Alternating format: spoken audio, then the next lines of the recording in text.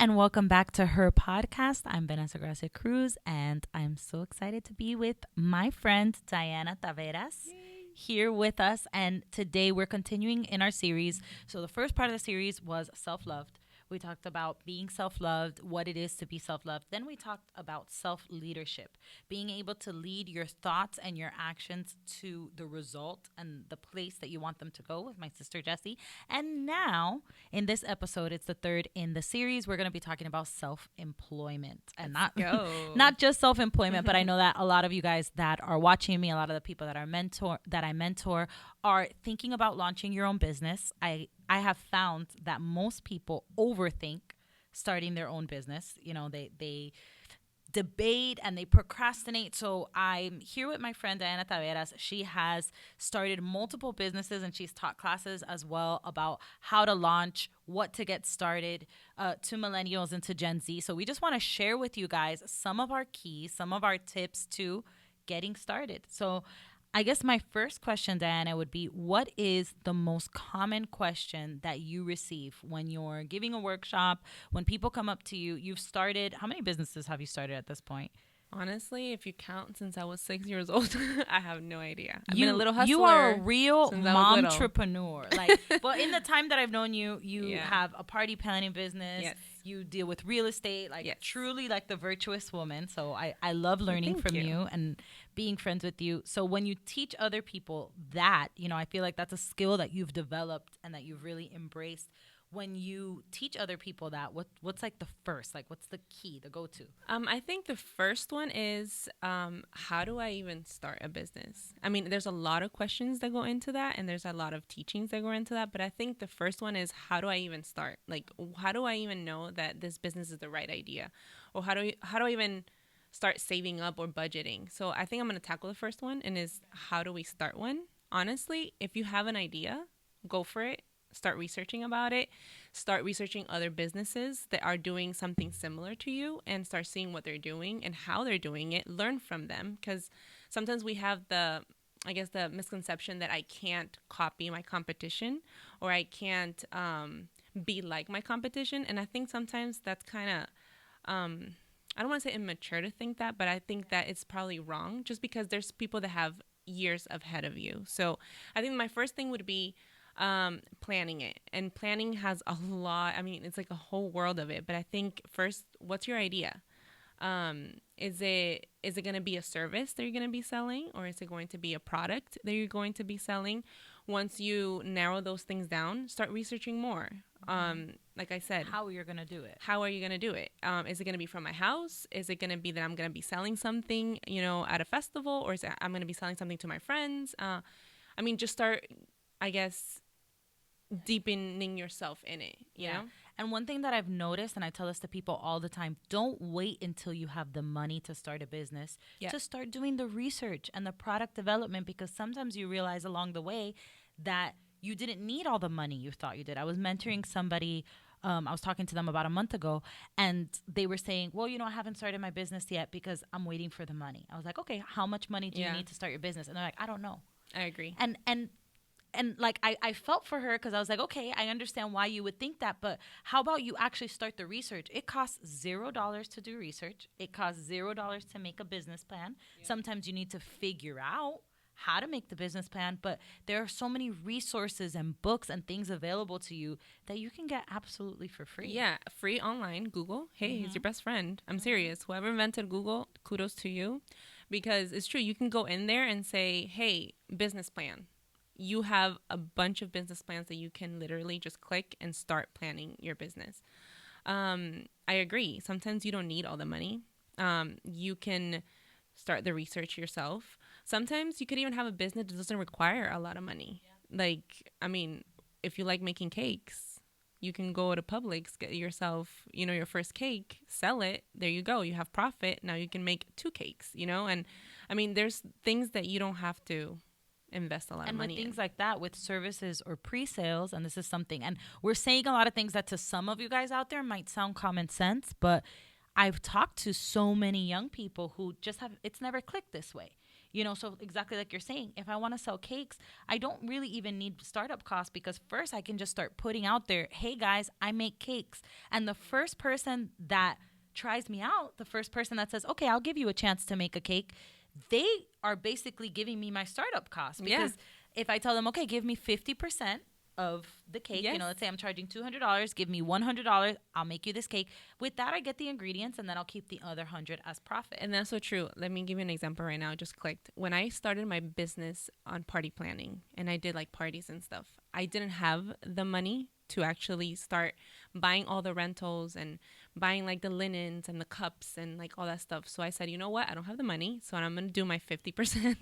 So I actually did. I would get clients and I say, hey, listen, like, hey, do you have a birthday party coming up? Like, hey, I could be your planner. Like, I'm really good at this. And I would pitch it. Like, I would sell myself, And then I would say, but I need a 50% deposit. But really, that 50% deposit was helping me get things that later turned into profit, because I would just re-rent them. So I think my first year when I was doing weddings and all of that, all of them were just things that I purchased to then later make profit the next year, So what you're looking to do really is create a snowball.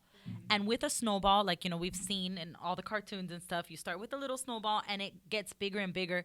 You can start with something small. A lot of times people are surprised that my very first business, so to speak, which it actually wasn't a business. My very first one was a ministry, which was Clothe a Girl. I started with $100. That was my investment. And I remember it was when chokers were in. It's embarrassing now, but it was when chokers were in. I remember I bought one of your chokers. Let's go. I found a warehouse and I bought as many chokers as I could in the moment. And I was able to sell them at an event. And then from that event, somebody saw me and said, hey, I'm having, this, it was another event at it was like a art, like a museum type, but they were having an event there, a blog launch. Would you like to come? Yes, I'll come. And like just having tables little by little, with the profit of one, I would buy more chokers and I would sell more chokers. But, a lot of people don't realize that, and they keep waiting. And one thing you'll see is when you start doing the research, when you start thinking, what is the plan? What exactly am I going to be needing? What exactly am I going to be doing? Sometimes you eliminate doubts from your mind that were there.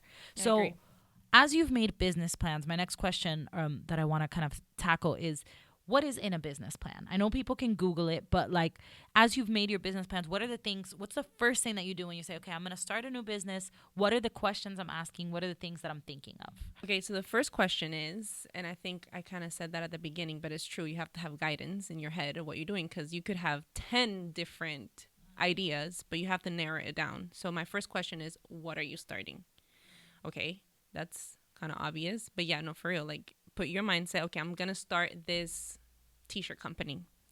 Okay, now, based on that t-shirt company, do you know how much it costs to purchase a t-shirt?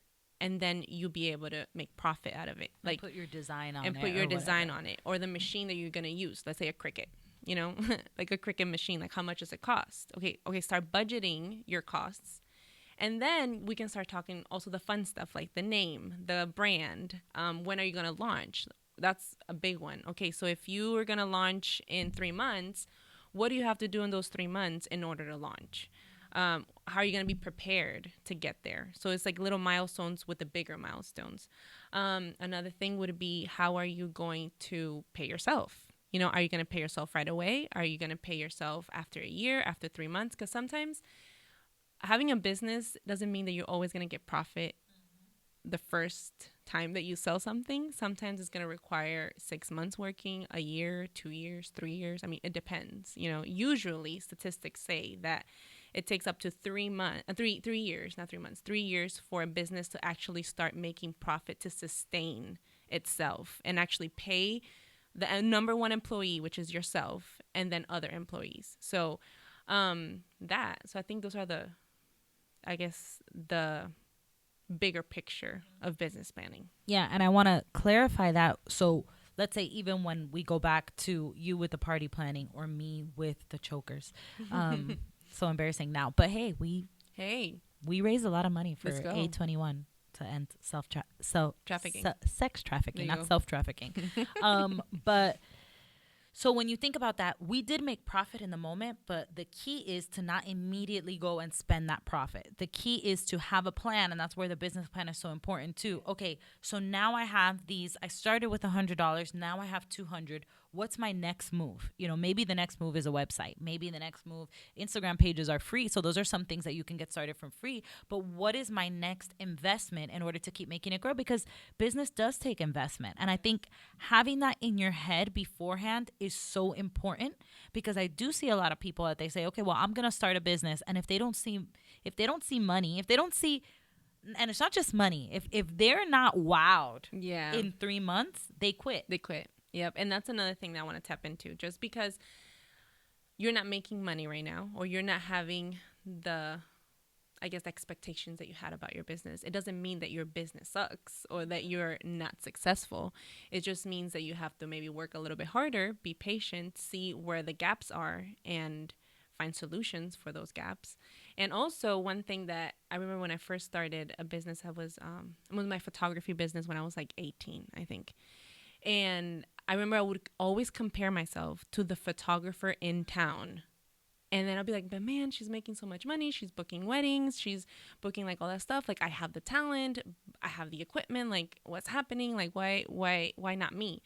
And I think sometimes we can fall into that temptation to compare ourselves to somebody that is 10 years, 5 years, even a year ahead of us in a business. And then we can start thinking to ourselves, well, I don't have the talent, or I don't have, I'm not a entrepreneur, But I think that we have to really put our heads in the right place and say, it's the beginning, and the beginning takes time. It's a seed. I have to water it. It's going to grow. Eventually you will see profit. So it doesn't necessarily mean that you're not going to be successful. You just have to keep doing it. Yeah. And entrepreneurship is not for the weak at heart. Like, it's not. People think that it is, because we live in this Instagram generation where we see everybody's highlight reels. And yeah, exactly like you. Like, I would do that before. I would be like, man, but look, this person gets this and this person gets that. Sometimes that person's been working 5-10 years to get there, and you started off 3 months ago. And listen, entrepreneurship also doesn't have to be for everybody. You can there is a much simpler way to do things, which is to involve yourself in someone else's business, involve yourself in someone else's vision. There's no shame in that, but you have to know that if you have launched out and you've decided to do it on your own, you're going to need to learn. You're going to need to push yourself to learn. I see a lot of young entrepreneurs that I ask them, okay, how many books have you read about your field? None. Yeah. If you're not a book reader, take a course. How many courses have you took? None. How many mentors do you have? None. Well, that's giving me a little bit of an idea then to why you don't know where to go, because you haven't looked. Even the Bible says, seek wisdom, seek understanding. And if we want to be successful really in anything, we're going to have to seek wisdom and seek understanding. And I want to tap into that. You're so right. I struggled with, I guess, the healthy habits of starting one thing and actually going through with it. I would sometimes leave it halfway. And then I had to literally humble myself and say, Dee, like, you are struggling in this area. You're going to need help. And thankfully, my husband now is here with me, and he helps me with a lot of like the actual managing things, not because I can't do it, but because I know I need help in it. So like what you said, sometimes having a mentor that is ahead of you and has gone through the things that, you're probably going to go through. Like, I think that's a really good thing to do. Another thing is building good habits. Like, sometimes we don't have good habits. Sometimes something so simple as, hey, pick up your clothes. Because you know what? Later you're going to have to pick up a bill and you're going to have to pay for it. You know what I mean? Or something so simple as like, you know what, Mom, this year I'm going to help out with, the gas. You don't have to pay for my gas. I'm going to be responsible and I'm going to pay for my own gas. Like, those are habits that later on will come into a business or you just guiding your life. I remember when I got married, it was a culture shock for me, because I was so used to my mom taking care of me. And even when I started a business too, like, I was so used to my parents doing the heavy lifting. Mm-hmm. And when it came to me, I was like, oh my gosh, how do you do this? Like, I didn't know all of this was involved. So I had to learn literally like the hard way, which I'm glad now I did, because now I can lift myself up. But I think that's one thing that what you said, just having that mentor, being able to research and being humble enough to say, I need help. And a lot of times your mentors will, and this happens to me with a lot of people that I mentor, sometimes people are investing so much energy in the wrong place. You know, I have people, trying to think of an example, people investing time and energy, for example, or this is a great tip for you young entrepreneurs that are listening to us. A lot of people invest so much time in trying to reach everybody instead of trying to define their market. Yes, you know what? Thank you for touching that subject. That's true. Part of business planning is identifying your market. Who are you selling to? Who is your person that you want to come into your business doors or into your Instagram or into your website to purchase something online? Like, who is that? Because sometimes we think that our business is not successful because we don't have the right market coming to us. Does that make sense?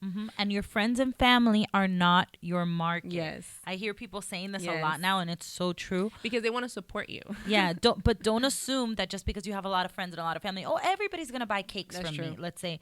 No, because not everybody in your family likes cakes. Not everybody in your family likes having big parties. Not everybody. So don't just assume that, okay, I have 1,000 followers on Instagram. So when I post this thing about my cakes, I'm going to get a lot of likes and I'm instantly going to get business. Yeah. You have to You're expand. not. You have to do the work. And I think that that's like a key thing that we keep on talking about as people who have started businesses and as people who have been doing this for a little while.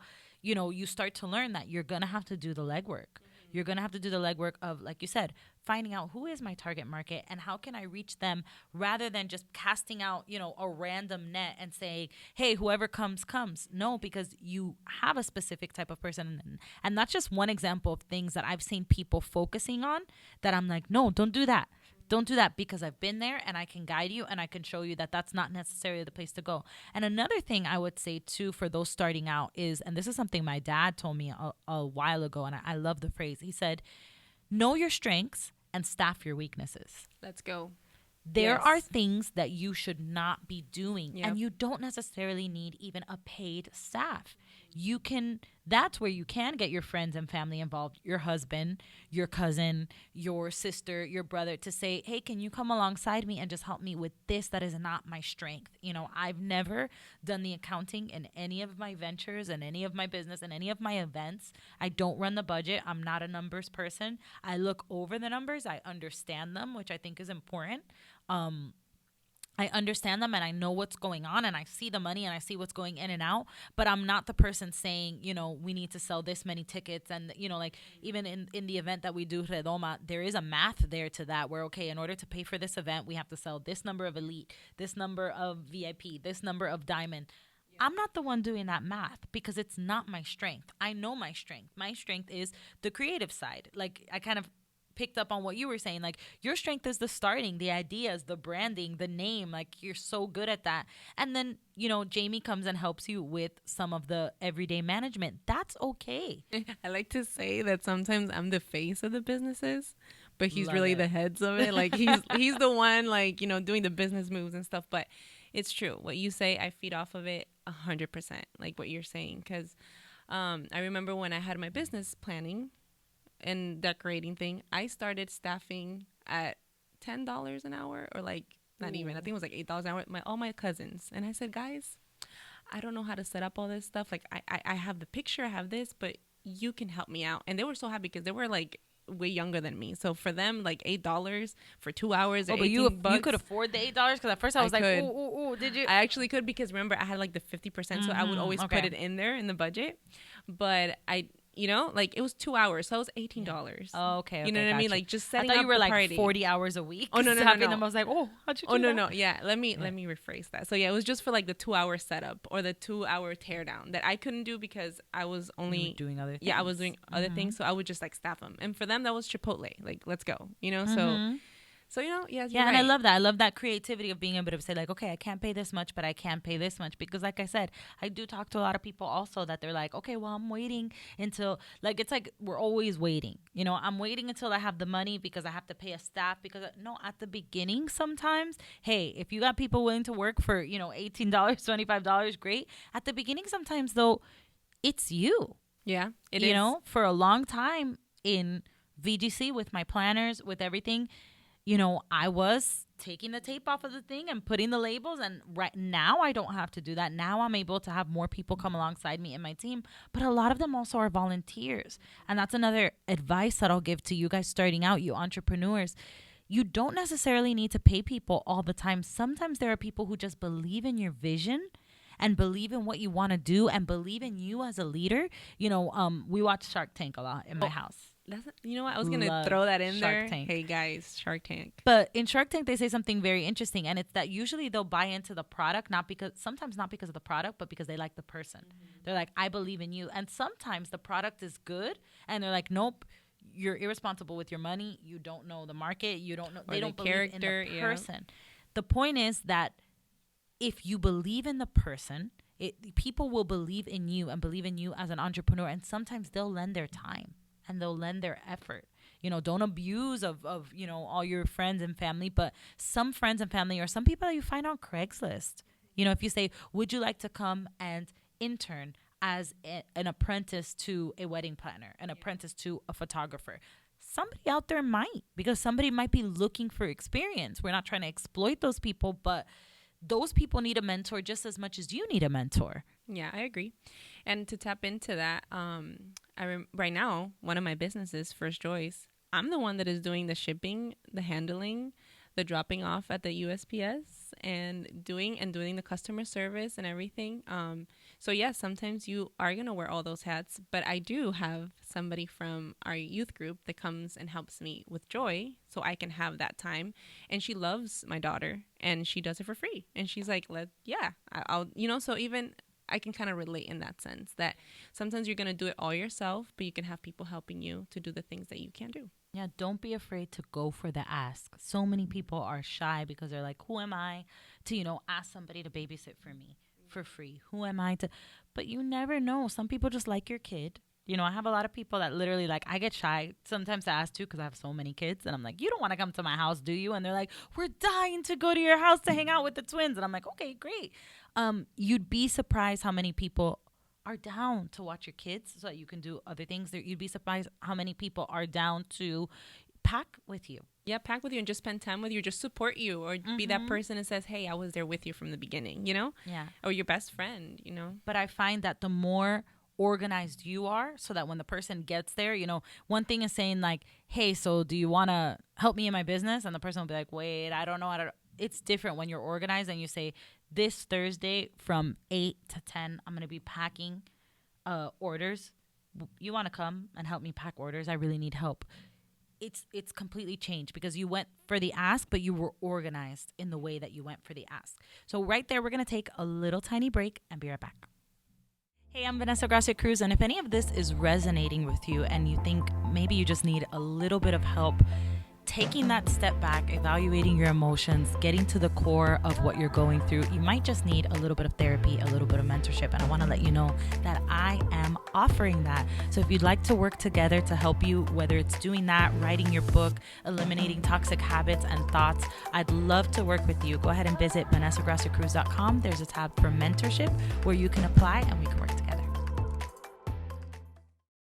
Hey everyone, and we are back. And for the remaining part of this episode, we're going to talk a little bit about, so we've thrown out a lot of practical things. I think that in a conversation like this one, you can't cover everything that you learn, number one, from experience, and number two, from, guys, I can't emphasize enough how much there is in books. Like, reading a book is really like having your own digital mentor. Like when people write books, I've written a few myself, and I can tell you, like, you put everything into that book. Like you literally take whatever topic it is you're expanding on and you empty your thoughts into there. So find people that you admire, find people that you know, or just find topics. Like I have gone to Barnes & Noble before and just gone to the business section and said, I think this is good. I think this is good. I think I need this. And sometimes, you know, you can't buy them all at once. You can't buy 40 books at once, but get in the habit of learning. If not, do a course.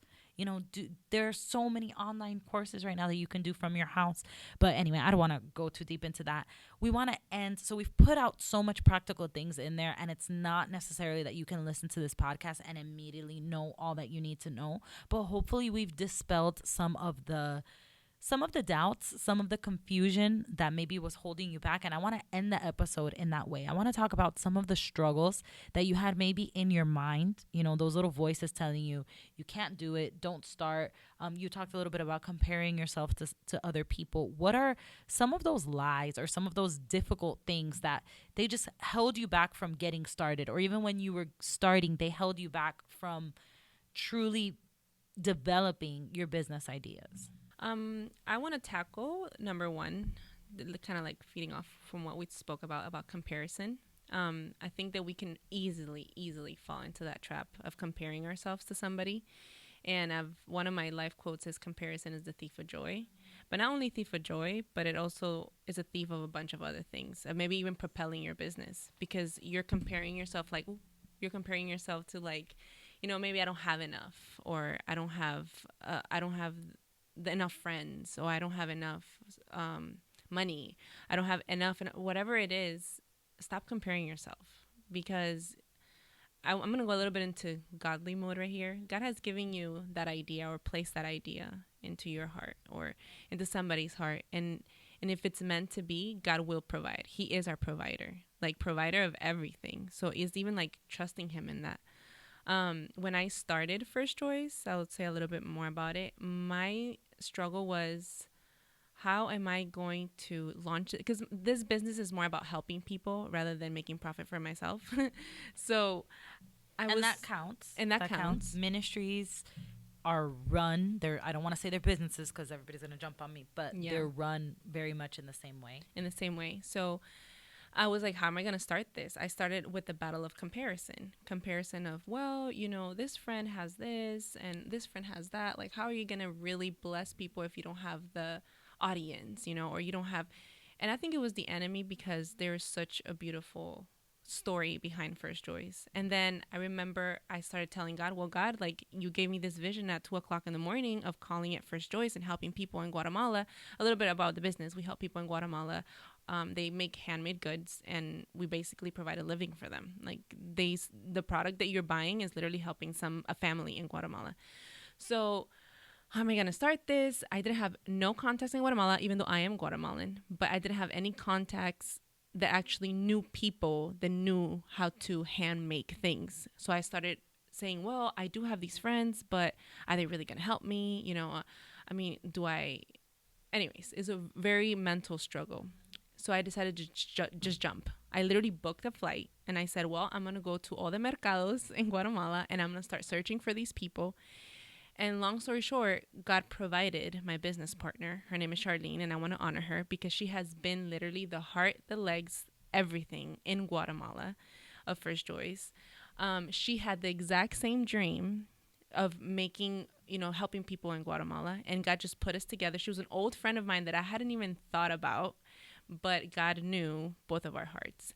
So anyways, I think it's not comparing yourself to what you have, but what can God actually have for that business, whether it's for ministry or whether it's not. I mean, what's out there. Another thing too is judgment. I think that we can fall so easily in, well, your business is not blooming, so people might judge you like, oh, see, like it was you didn't know how to work things through, or you didn't know how to manage the business, and that's why you're not making profit, or you're not popular enough on Instagram or on Facebook, or people are not liking your posts. So you start going through like that whole judgment. Did I make the right move? Did I make did I start it at the right season? So I guess like a lot of judgment in your head. Like self-doubt. That's self-doubt. Another thing too that I struggled with a lot was failure. Like I thought, because sometimes you have businesses and they end because maybe it wasn't the right season for you to have them in. Or maybe their season is complete. So analyzing and saying, no, it wasn't a failure. It was just the end of a season. When I closed down my event planning company, it was very sad because I liked it so much and I was really blooming in it. I think it was the second year and the Lord was really blessing me in that business. Like I could have easily quit my job. I could have easily said, I'm going to go forward with it. But that's not what my desire was. I wanted to be a stay-at-home mom. So in a way, I felt like I failed my dream, but I knew I was raising my daughter, you know? So I think sometimes also like that failure, like don't let the enemy speak into failure, if that makes sense. So I think those are the things that I kind of struggle with, but I overcame with the Lord. So how did you overcome that self-doubt? Like, I think that that's one that I see so commonly, because again, I was talking to somebody the other day, and they were like, they were talking to me about something, and I was like, well, that you're not charging enough. Like, you're working so hard and you're giving this away basically for free, which is another important, I'm just going to put that in there. Find a way to determine pricing. Price your things correctly, because if not, you're going to put in buckets of work. And because you don't have the right audience, because that's the thing that happens too. Sometimes we're not reaching the right audience. So we're charging a little bit and people are still not biting. And so we think we just need to charge less and less and less, when really you're just trying to sell it to people who don't want it. And you need to find people who And it's actually not want it and value it. Yes, and it's not your right market. Mhm, It's not your exactly. right person that needs to buy it. Yeah, Exactly. I So, agree. but anyway, I'm telling this person, you're not charging enough. You're not. And she was like, well, maybe if I was you. She was like, you have a name, you have this, you have a ministry, you have a business degree. And I was like, you know what though? You've put in the work and this is good. So you need to not doubt yourself, not, and look at the things that you're doing and charge for what you've done, and be proud of what you've done and be proud of what you can offer. But I think that's so hard for so many people. So what was one of the things that helped you overcome that? Okay, so I think self-doubt actually comes from a bigger root, probably a bigger spiritual root inside of you, and you have to dig that out first, honestly. And I know you guys are probably thinking, well, this is a self-employment podcast, but really in reality it affects all of the areas of our heart. So I think the self-doubt comes from, do you actually know who you are in Christ and who you are, and do you know who you are and who he says you are? Like, you're a daughter of the King. He is your provider just as much as he's a provider to Vane or to myself. He's a provider to you. Just as much influence as you might have, I'm comparing to you right now because you use that example, but like, just as much influence as you have, you can also have an influence to a whole complete different market. So I think it's just literally believing in who God says you are and what he has placed in you, and work from that. And that spans into everything else. So I think it has to do with the heart. Definitely. And I think that once you, like you said, you establish the root of, or you take out that root of self-doubt, you start being nicer to yourself and saying like, hey, maybe I can. Like, maybe I can branch out. Maybe it is okay if I charge what I'm worth. Yeah. And I think another thing too is grace over yourself. Like, literally grace. There's going to be so many times that you're probably going to doubt yourself, but just have grace. Like, literally grace. What do I mean by this? You're going to fail. Have grace. You're learning. You maybe made the wrong mistake to not charge the right amount. Have grace. Upcharge again and change it up. And keep going. Have grace on yourself. You are learning, So that's another thing, grace. And a lot of it is learning on your way. That's one thing I've learned. And one thing we were saying before the podcast, we were talking before this, I think a lot of people prolong their launch because they want everything to be perfect. And because they prolong their launch so much, they think the day that I launch this, like, I'm going to put that out on Instagram and all of a sudden everybody's just going to come run knocking. Not necessarily. Sometimes you have to adjust on your way. Sometimes you have to like put it out there and then be like, okay, it didn't do as good. What do I need to change? Yeah. I either need to add value or I need to change and my also, offer. What you're saying before I forget, but like tagging onto that, like, that doesn't reflect who you are as a person, because your business is so attached to you emotionally because you believe in it so much and you're like all forward for it that you say like, the day that I launch, like, you have so many high expectations of it, and sometimes it turns out that way and sometimes it doesn't. Like, let's be real, it doesn't define who you are, even though it's attached to you because you love it so much, because you believe in it. It doesn't necessarily mean that you are a failure or that people don't love you, because we can easily that you do. It's not who you are. Yes, exactly that. There is no business. And I've learned that even with ministry. Some people that are watching me might be, involved in ministry like you are also, and like I am. And even ministry, sometimes you'll fail, or sometimes you'll have setbacks. Sometimes you'll do, you know, you'll put on this conference or event and it won't go well. And you'll think, oh, well, does that mean that God's not backing me up? Does that mean that I'm not anointed? Not always. You know, does that mean I didn't pray enough? Maybe sometimes, but honestly, I've seen more often that it's not a lack of prayer or a lack of, you know, spirituality. It's just a mix up in the formula. Yeah. Like, business really is a formula, and you have to, it's not always the same formula, but I kind of think of it as like when you're cooking. You know, some people make a good sancocho. Some people don't make such a good sancocho, but sometimes your sancocho, you taste it and you're like, okay, too much salt. Next time I try again. Less salt. Okay, well, now it's not salty enough. You keep on putting back the salt. So don't put, if I could give another piece of advice, don't put so much emphasis in your launch. You know, launch, put emphasis, do your work, do your due diligence, but launch and understand that your real goal, the real success comes from playing the long game. Yes, the long game. What's happening after that? It's not a sprint, it's a marathon. It's a marathon. No, but it's true though, because sometimes we want the fast cash, you know what I mean? Mm-hmm. But sometimes that fast cash don't come.